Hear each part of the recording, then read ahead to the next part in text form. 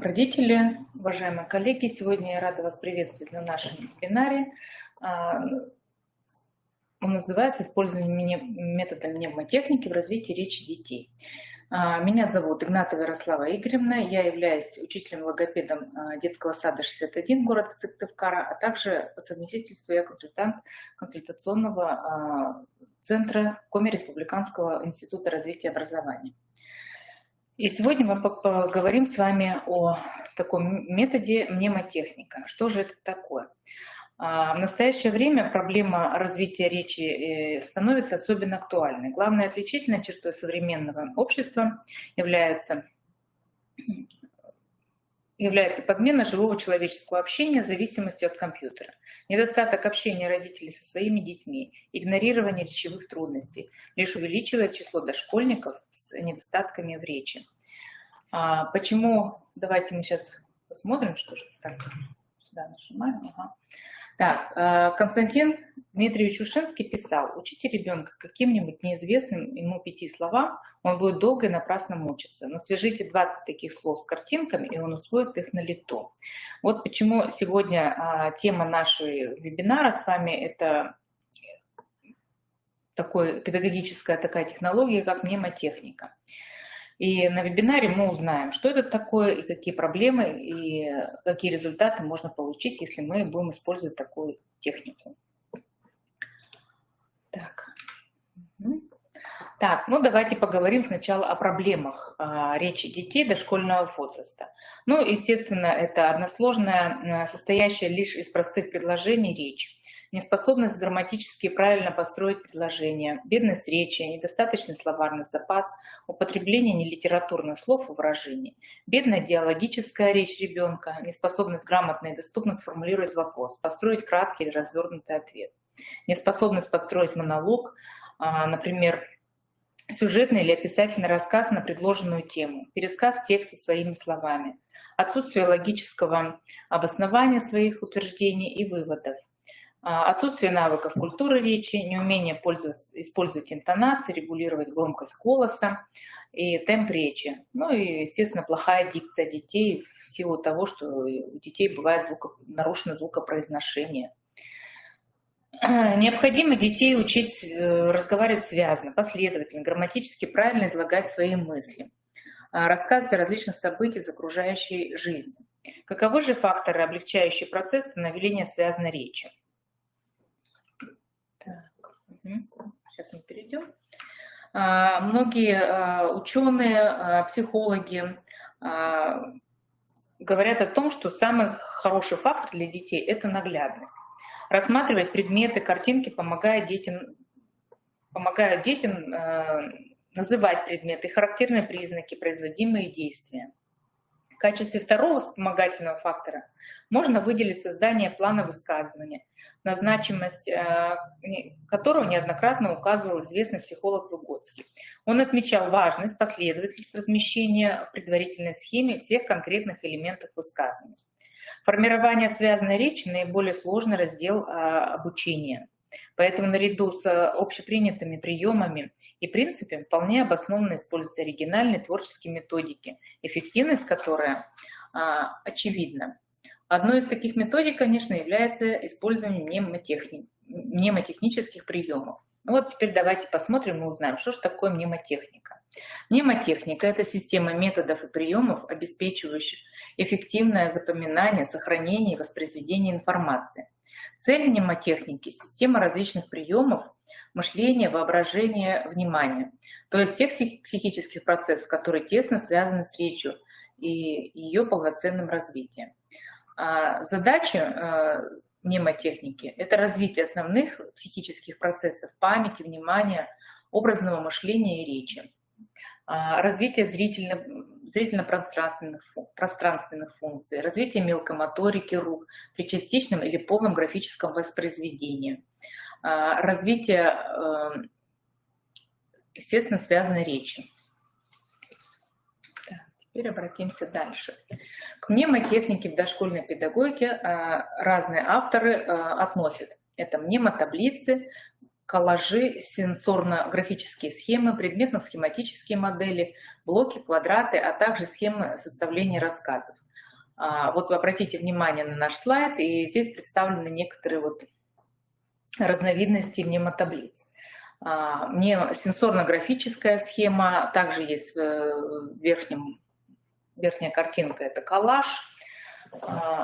Вот, если покажу, значит, коллаж. Так, потом схема составления рассказа идет, мнемотаблица и так далее. Использование мнемотехники в настоящее время становится очень актуальным. Основной секрет мнемотехники очень прост и хорошо известен. Когда человек в своем воображении соединяет несколько процессов, зрительных образов, мозг фиксирует эту взаимосвязь. И в дальнейшем при припоминании по одному из образов этой ассоциации мозг воспроизводит все ранее соединенные образы. Хорошо известно, что язык мозга — это образы. То есть мы представляем, можем закрыть глаза и представить, например, какой-то предмет в виде образа.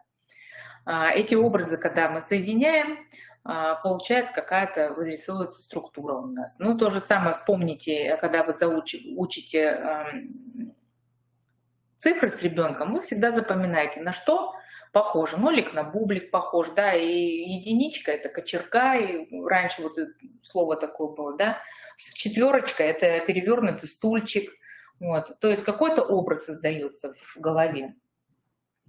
И прежде всего эти вот зрительные образы, вот они как раз и помогают, составляют вот эту вспомогающую силу. Если обращаться к мозгу на его языке, он выполнит ваши любые команды, например, команду «запомнить». Но где взять такие программы, которые позволяют нам общаться с мозгом и будут кодировать телефоны, даты, номера автомобилей на его образный язык? Мнемотехника является такой программой. Она состоит из нескольких десятков мыслительных операций, благодаря которым удается наладить контакт с мозгом и взять под сознательный контроль некоторые его функции. В частности, функцию запоминания. Использование приемов мнемотехники способствует увеличению объема памяти. Все это достигается путем образования ассоциаций, то есть как бы включается ассоциативное мышление. Абстрактные объекты, факты заменяются какими-то образами, имеющими визуальное, аудиальное или кинестетическое представление. Большинству людей сложно запомнить слова с неизвестными абстрактными значениями. Зазубренная информация исчезает из памяти через несколько дней. Для прочного и легкого запоминания следует наполнить слово содержанием с помощью приемов мнемотехники. Связать его с конкретными яркими зрительными звуковыми образами, сильными ощущениями, приемы мнемотехники не совершенствуют память, они только облегчают ее запоминание. И если мы разовьем эту область, да, программирование как таковое сделаем, естественно, память будет развиваться, вот, не совершенствоваться, а развиваться. Да? Мнемотехнику в педагогике называют по-разному. Есть вот по Воробьевой это сенсографические схемы. Вот мы, если обратим внимание, вот она сенсографическая схема, то есть которая показывает нам, если мы об объекте каком-то будем рассказывать, то мы должны рассказать, завизуализировать, то есть увидеть, что это такое, почувствовать, на вкус ощутить, понюхать, да. То есть вы уже поняли, понятно, что вот тут схема представлена какого-то фрукта, да, тут мы видим еще сад нарисован, и кастрюлька — это значит, что приготовить можно, да. Вот. У Ткаченко есть предметно-схематические модели, у Глухова есть блоки квадраты, Большого она использует коллажи. Вот есть, например, коллажи на звукопроизношение, когда с ребенком работаешь, да, составляешь какой-то рассказ, можно составить с определенной группой слов на определенный звук. Вот. И это составляется коллаж. Ну и Ефименкова, она называет схема составления рассказа. Вот мы видим, да, с вами схема составления рассказа описательного.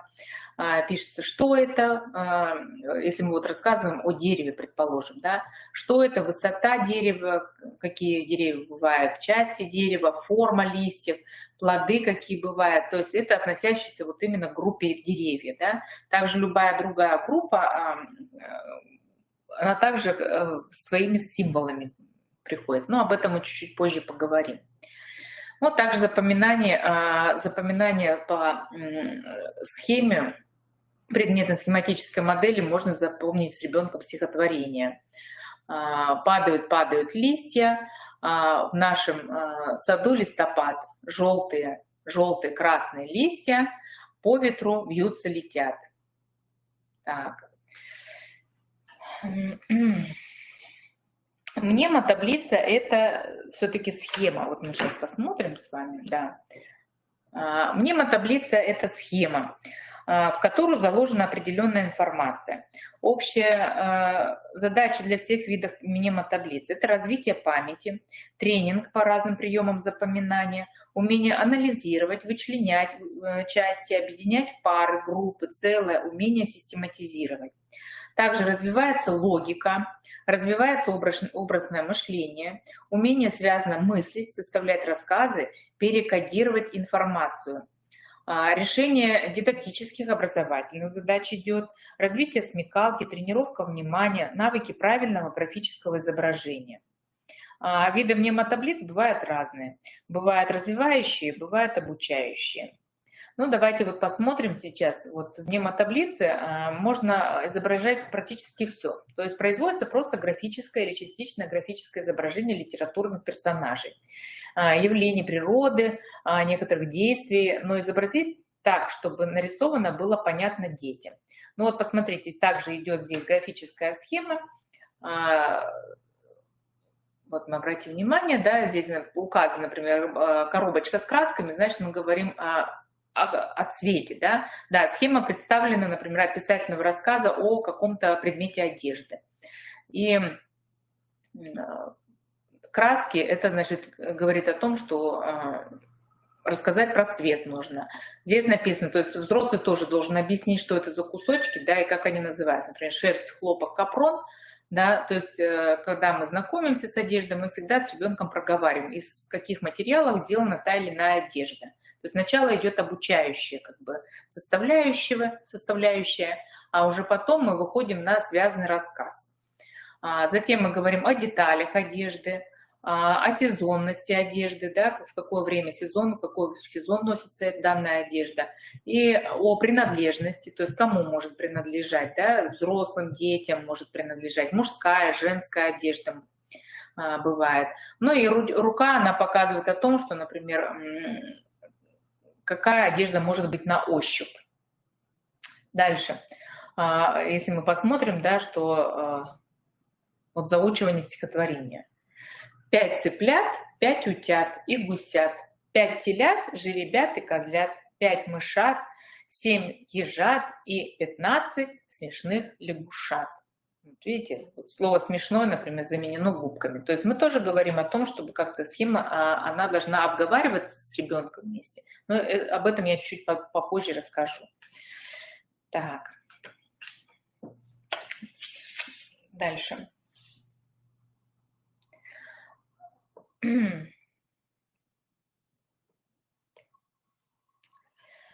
Начинаем мы всегда работу с простейших мнемоквадратов. Вот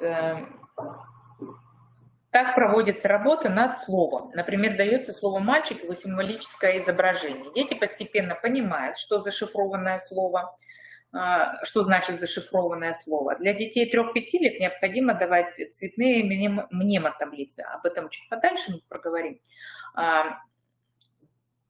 Так, вот да, еще мы обратим внимание, схемы служат своеобразным зрительным планом для создания монологов, помогая детям выстраивать сюжет рассказа, последовательность событий, лексико-грамматическую наполняемость рассказа. Когда же можно использовать карточки, схемы? Ну, естественно, используется для обогащения словарного запаса, если берется отдельно мнемоквадрат, да, и обговаривается, я попозже еще покажу, что можно вставлять в мнемоквадрат. Когда обговаривается, например, какой-то объект, и мы вот по этому мнемоквадрату описываем его. Также при обучении, когда мнемоквадраты складываются, например, в мнемодорожку, да, мы можем обучать составлению рассказов или какое-то стихотворение выучить по мнемодорожке. При пересказе художественной литературы мы также можем использовать карточки-схемы. При отгадывании загадок, при заучивании стихов различных. Вот. Обратите внимание, да, вот уже я начала говорить о том, что для деток младшего и среднего дошкольного возраста, конечно, необходимо давать сначала цветные какие-то картинки, да, и выстраивать вот цветные мнемодорожки. Для детей старшего возраста схемы желательно рисовать в одном цвете, то либо они должны быть простые, как бы просто схемы идут. Мы посмотрим, то есть черно-белое. Тогда как бы дети постепенно уже начинают понимать мнемотаблицы и мнемодорожки, да, и потом они сами могут даже зашифровывать слова, придумывать свои какие-то символы для того, чтобы самостоятельно даже составить мнемодорожку или мнемотаблицу какую-то. Так, значит, потом мы с вами должны... Ну вот, посмотрите внимательно. Да, мы зашифровали вот такое мнемотаблиц для детей старшего и дошкольного возраста. Вот, например, такое стихотворение. Жил-был грибочек, дом под листочком. Так, жил-был грибочек, дом под листочком. Ножка одна, без сапожка. Была у него шляпка, нашли его ребятки. Грибочек сорвали, бабушке отдали, бабушка суп сварила, ребяток угостила. Вот такое, как говорится, небольшое стихотворение, и по этому стихотворению, то есть можно зашифровать чисто картинкой, да, а можно нарисовать, предположим, ребенок сам может нарисовать схему, грибочек, да, и чтобы он уже мог понимать, как выстраивается вот это стихотворение. И тогда уже образы создаются у ребенка в голове, и ему легче запомнить данное стихотворение. То есть идет визуализация, то есть наглядность идет.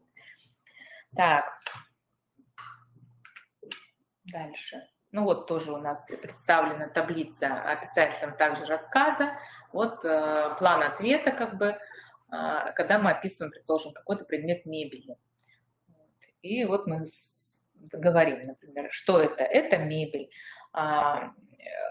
Диван – это мебель. На диване сидят, на диване можно лежать, отдыхать. Диван может находиться в гостиной комнате. Диван бордового цвета. Когда детки постарше, можно им объяснить, что из какого материала может быть сделан диван, да, то есть название ткани можно уточнить с ребенком. У дивана есть мягкое сиденье, удобная спинка, подлокотники. Чтобы сделать диван, нам потребуется ткань, поролон и дерево. Чтобы диван был чистым, то есть мы можем еще рассказать, что диван прямоугольной формы, то есть если форму мы видим, да, мы говорим, диван прямоугольной формы, он низкий или наоборот высокий, с высокой спинкой, можно сказать, да? Также прямоугольный. Диван необходимо чистить пылесосом или щеточкой, или тряпочкой. Ну и где находится, мы уже сказали, что диван – это мебель. То есть вот данная как бы схема, она помогает ребенку правильно выстроить свою фразу. Так, давайте пока вернемся, мы немножко поторопилась. Так, дети...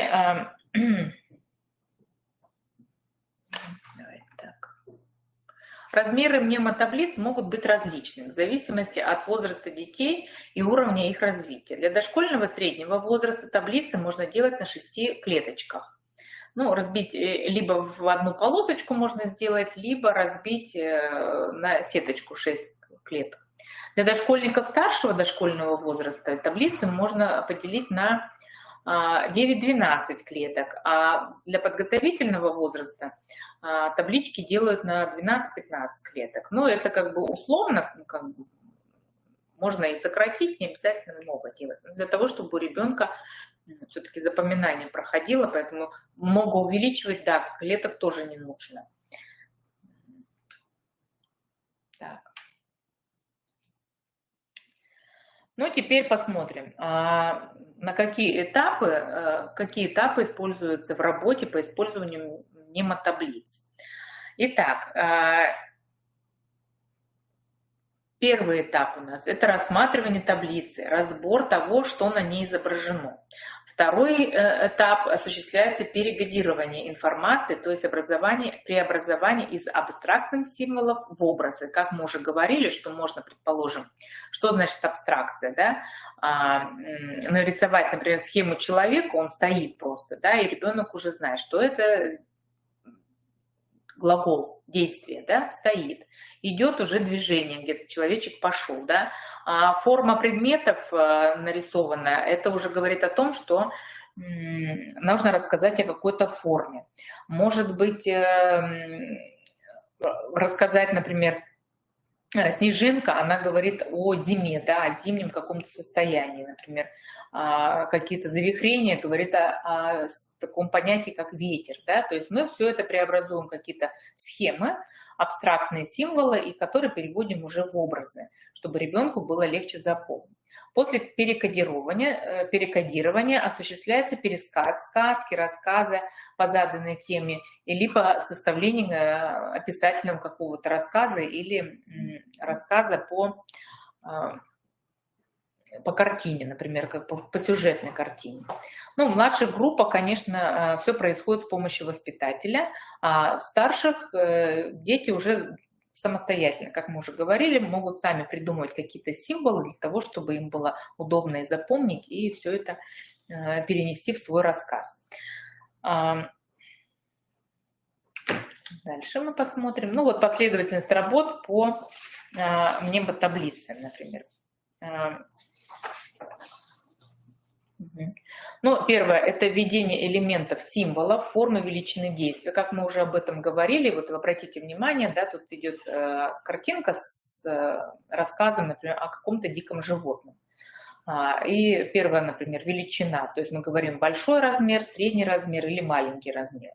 Затем у нас идет вот такой как бы конструктор, да, это у нас по Арбековой, автор Арбекова, она вот такие символы придумала, да, и вот такие как бы кусочки у нас строительного материала, они говорят о строении, да. Можно, конечно, сделать, нарисовать животное и не соединяя как бы части тела, а немножко разрозненно. Я потом вам покажу на наглядности. Вот, то есть вот данная схема говорит о том, что вот этот символ, он говорит о том, что мы расскажем о строении животного. Дальше у нас символ следующий, предположим, чем питается. То есть несколько как бы подборка трава, например, мясо, да, это вот мы должны рассказать о том, чем животное питается, тоже какой-то как символ.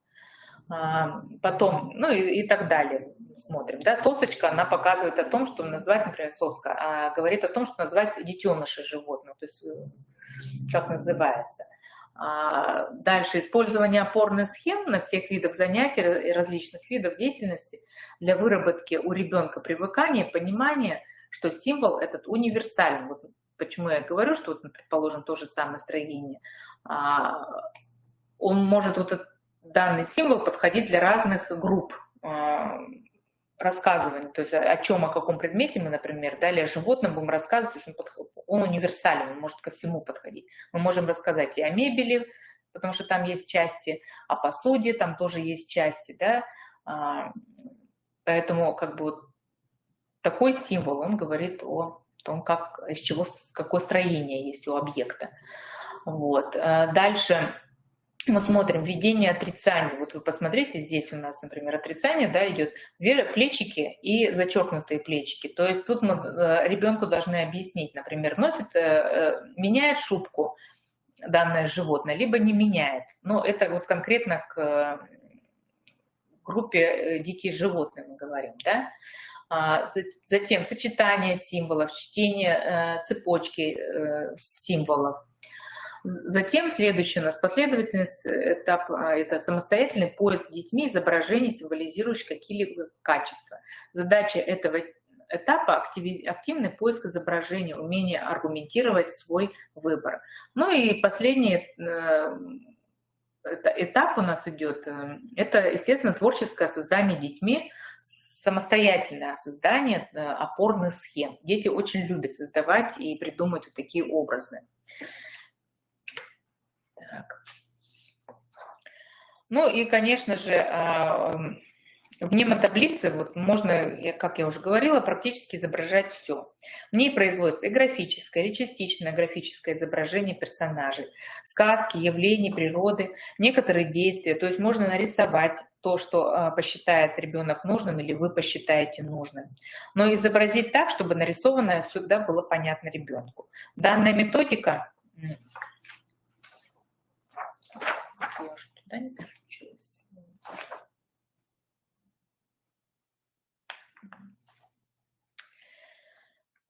Ну и завершение. Использование приемов мнемотехники в работе с детьми позволяет достичь хороших результатов развития связанной речи дошкольника. Итак, давайте обратим внимание, какие же результаты можно получить. Естественно, у детей увеличивается круг знаний об окружающем мире, появляется желание пересказывать тексты, придумывать интересные истории, появляется интерес к заучиванию стихов и потешек. Словарный запас ребенка выходит на более высокий уровень. Дети преодолевают робость, застенчивость, учатся свободно держаться перед аудиторией. Ну вот, как бы о таком методе хотела бы я с вами завершить на таком хорошем и немножко показать вам, какие существуют у нас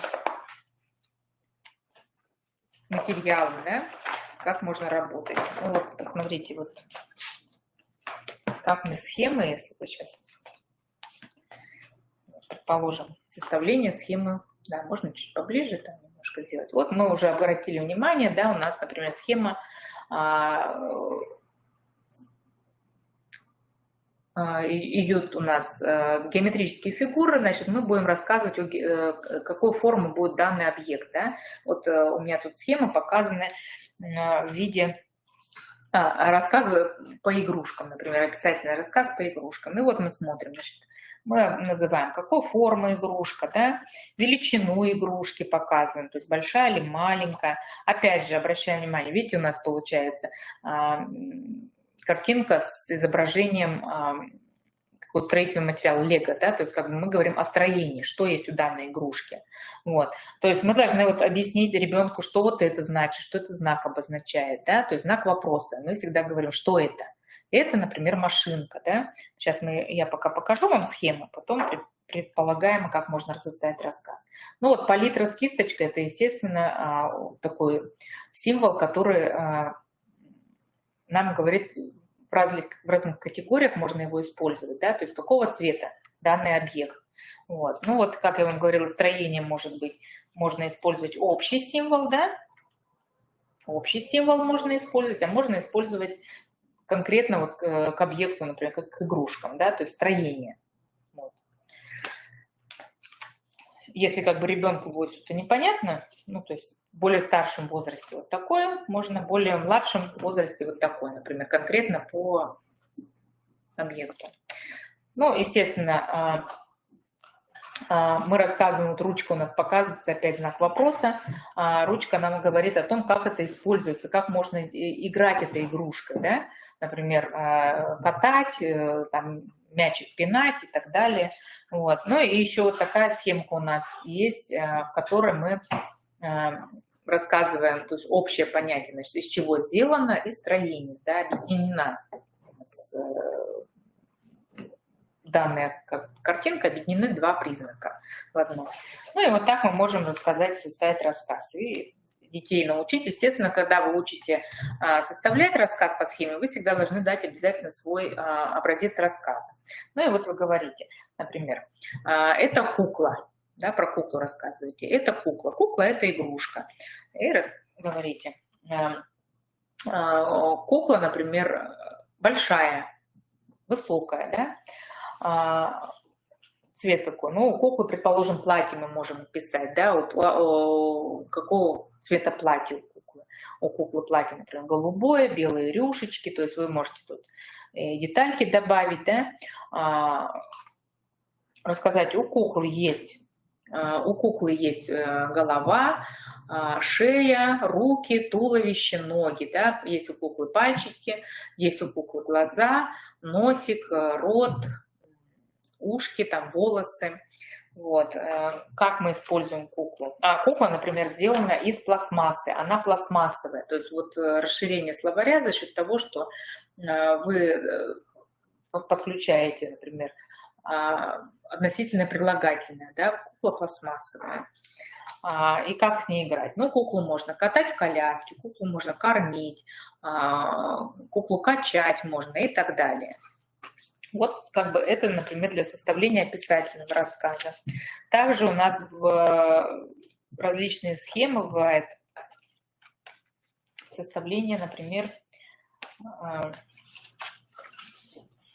рассказов по картине. Дается картина, и сейчас, секундочку, я найду.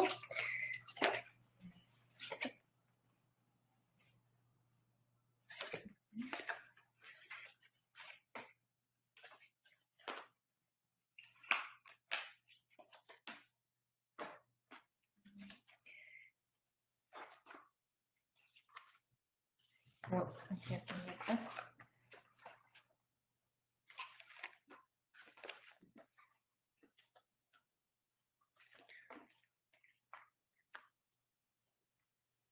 Ну, ладно, я потом, извините, что так получилось, да, есть у нас вот такие схемы тоже для составления рассказа, не нашла большую картинку, то есть и встречается большая картинка, да, вот, а потом детям помогает, тоже, видите, схема, значит, обозначение стрелочки, это и действие, и откуда, куда двигаемся мы, да, вот такие схемы бывают, составляются.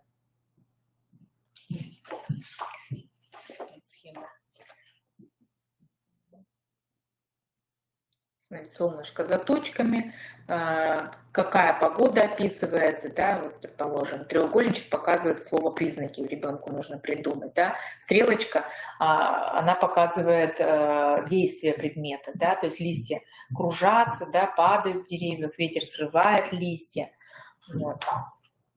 Ну, вот такие как бы схемы бывают. Потом у нас есть очень интересный тоже заучивание сказки. Вот если, например, состоит такие длинные таблички, мнемоторожки, да, и вот когда ребенок рассказывает, вот если мы посмотрим, например, да, по сказкам, например, пошла Маша с подружками в лес. Вот. Маша собирала, вот мы посмотрим, Маша собирала в корзинку ягоды и грибы. Вот.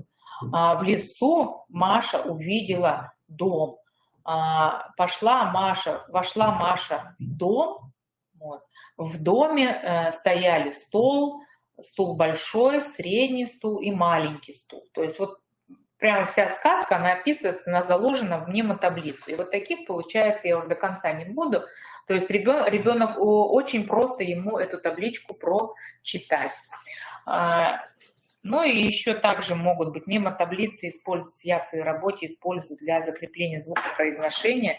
Точно так же мнемодорожка такая, предложение мы читаем. Например, не знаю, видно тут или нет, обратите внимание, стул стоит около стола. Сначала ребенку очень тяжело, как бы я ему помогаю, а затем он включается в эту работу расшифровки предложения, и он уже как бы самостоятельно расшифровывает целое предложение, его произносит. Например, мама положила в сумку красные бусы. Здесь не очень видно, да? Затем, ну вот, например, на столе стоят свечи. Вот такие мнемоторожки очень хорошо закреплять. И когда ребенок научится зашифровывать слова, да, придумывать свои какие-то символы, Тоже, конечно, развивается и абстрактное мышление, и все, и ребенку потом уже в голове, он даже просто придумывает, не надо зарисовывать, да, и ребенок уже в голове у себя выстраивает эту линию, да, и легче запомнить, и ассоциировать с каким-то образом информацию, которую нужно будет запомнить. Ну, как бы на этом я, наверное, закончу наш вебинар. Большое спасибо за внимание.